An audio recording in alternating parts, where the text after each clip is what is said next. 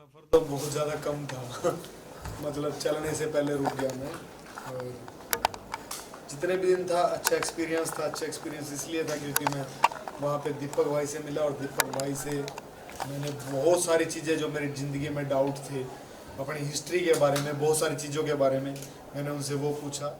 और मेरा वो इंसान वहाँ पे बाहर निकला कि मुझे पता लगा अपने बारे में कि मैं रियल लाइफ में तो हेल्पफुल हुई मैं, लेकिन अगर कोई स्थिति में है कि मुझे उसकी हेल्प करनी पड़े, उसको वॉशरूम तक ले जाने में, उसके कपड़े चेंज करने में, उसको नहलाने में, वो चीज़ मुझे पता चली वहाँ जाके। क्योंकि इससे पहले कभी मेरे साथ लाइफ में ऐसा हुआ ही नहीं कि मैंने किसी के लिए इतना सब कुछ किया हो।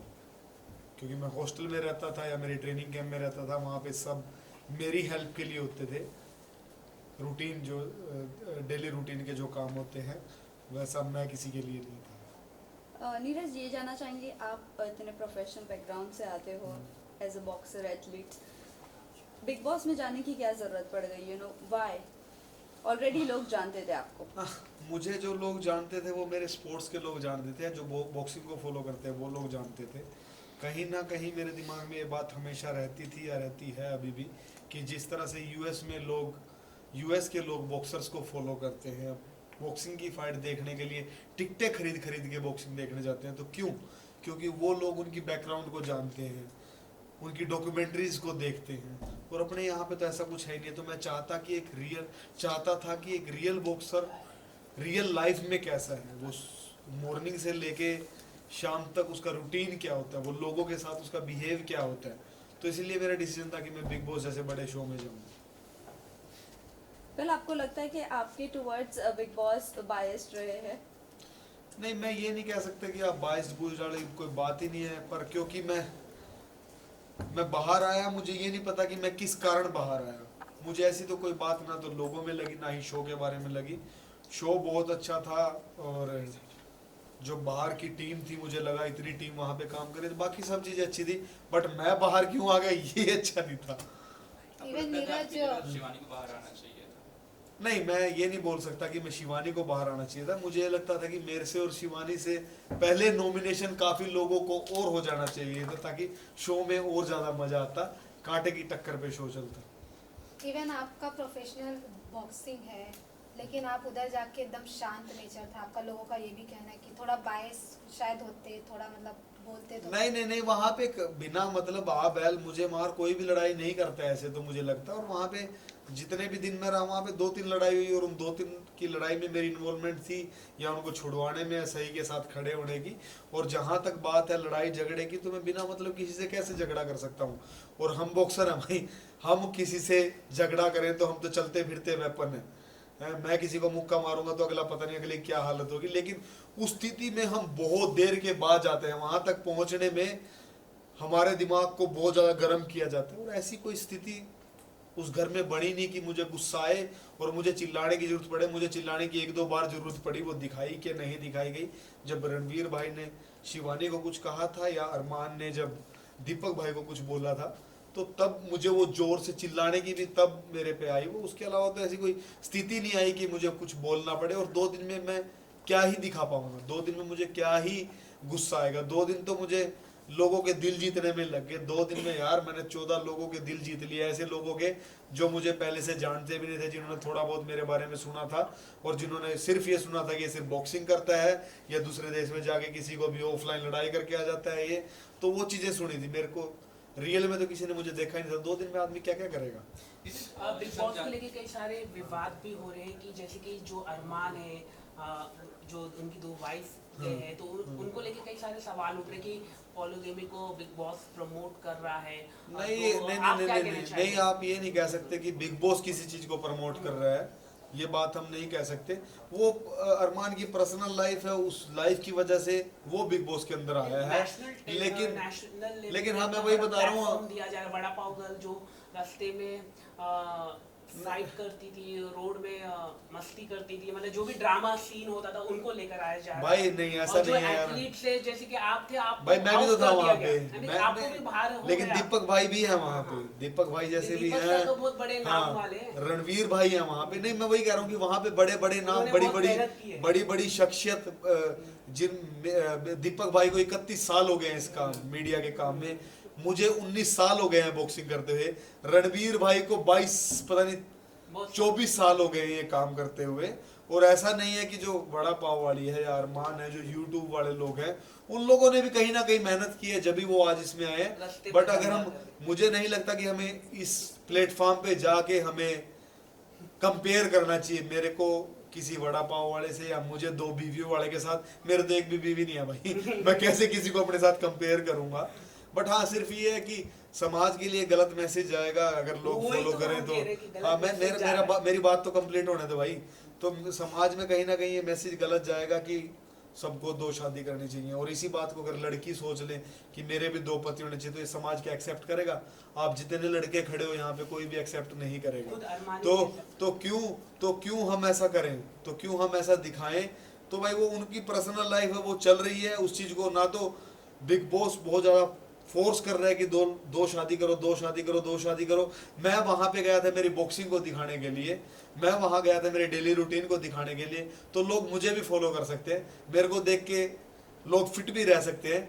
दीपक भाई को देख के, जिन्होंने पता नहीं कितने बड़े बड़े लोगों के इंटरव्यू ले लिए जो कभी ले नहीं सकते थे, उनसे भी लोग कुछ चीजें सीख सकते हैं।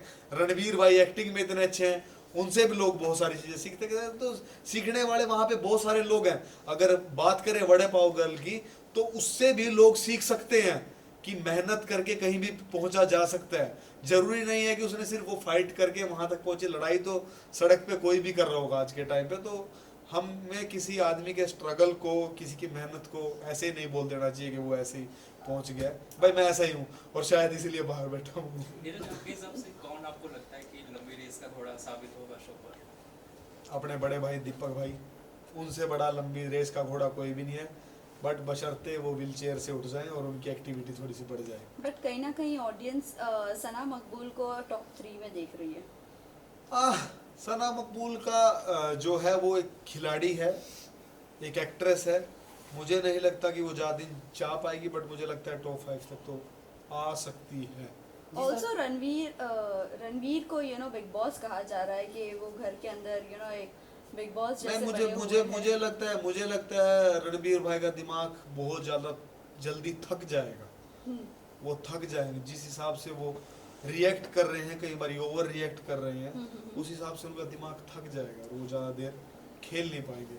उस खेल को खेलने के लिए थोड़ा चिल भी रहना पड़ेगा, क्योंकि 1 महीना बहुत कम दिन नहीं होते। हम तो यहाँ पे इतने सारे लोगों से मिल रहे हैं, दिन में पता नहीं कितने लोगों से मिल रहे हैं, वहाँ पे तो वही 5-10 लोग हैं।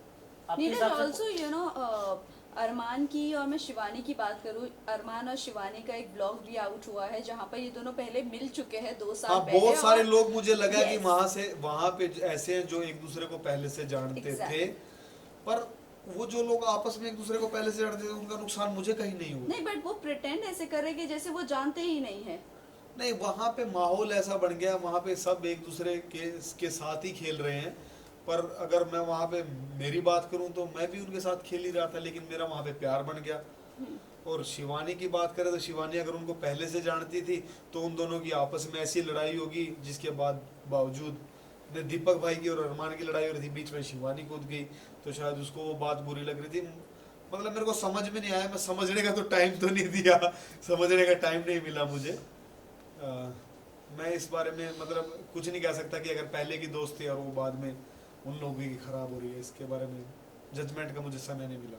जिस तरह शिवानी को लेकर कहा जा रहा है कि उसका भाषा ठीक नहीं है, घर में ऐसा लग रहा है कि लोग इरिटेट हो रहे हैं। नहीं, वो लोग जिस तरह से लेंगे उस तरह से इरिटेट होंगे। मुझे बिहार की भाषा बहुत ज़्यादा पसंद है, या कानपुर साइड की, बनारस साइड की जिस तरह से लोग बात करते हैं मुझे बहुत अच्छे लगते हैं। अब कई लोगों को वो अच्छी नहीं लग रही। मैं शिवानी के साथ बहुत ज़्यादा फन करता था, बहुत ज़्यादा। वो पता नहीं स्क्रीन पे कितना दिखाया गया कितना नहीं दिखाया गया, बट मैं उसके साथ बहुत ज़्यादा फन करता था। मुझे पसंद था वो इंडिविजुअल लोगों की अलग अलग सोच है।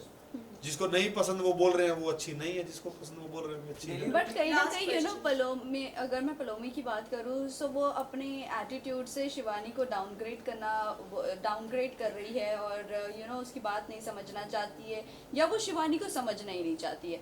क्या कहना है आपको इस बात पर? वहाँ पे ना लोगों ने 1-2 दिन में सबको जज कर लिया है जी। वो उनको ढूंढ ही नहीं पाए कौन सही है कौन गलत है। तो मतलब वो थोड़ी सी जजमेंट पे वो लोग इतना रिएक्ट कर रहे हैं कि ये सही है और ये गलत है। लोगों को समझने में टाइम लगता है। आप एक दिन में किसी को नहीं समझ पाओगे या कुछ चंद घंटों में नहीं समझ पाओगे। तो मैं अपने आप को खुशनसीब मानता हूँ कि मुझे लोग समझ पाए और मेरे साथ अपने इमोशन जोड़ पाए, घर के अंदर वाले भी और घर के बाहर वाले भी।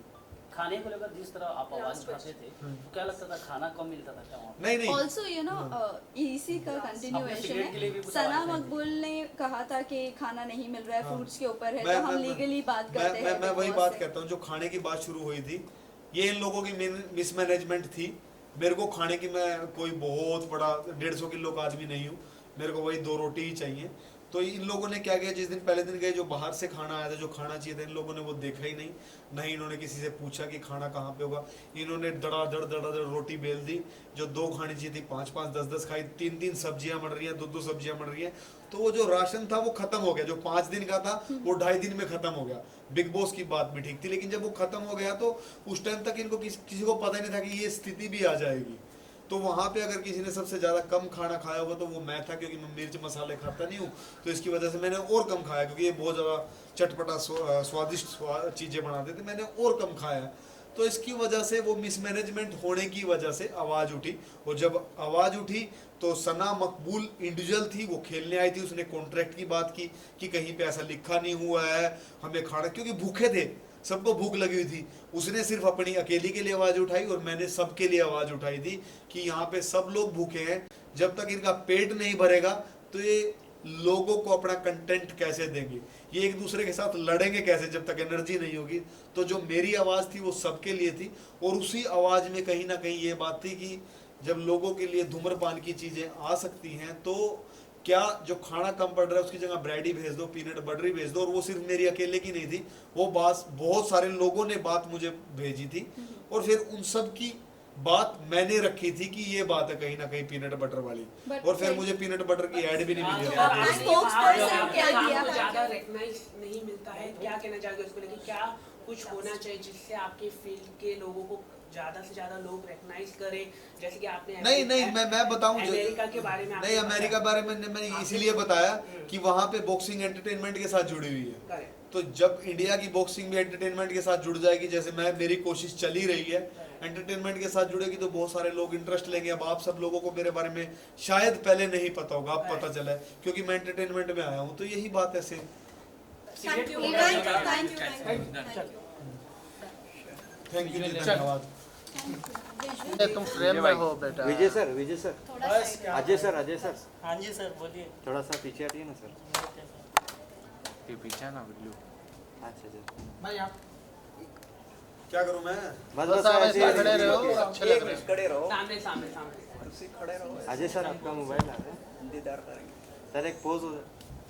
बॉक्सिंग हो गया। बिलाल सामने जा।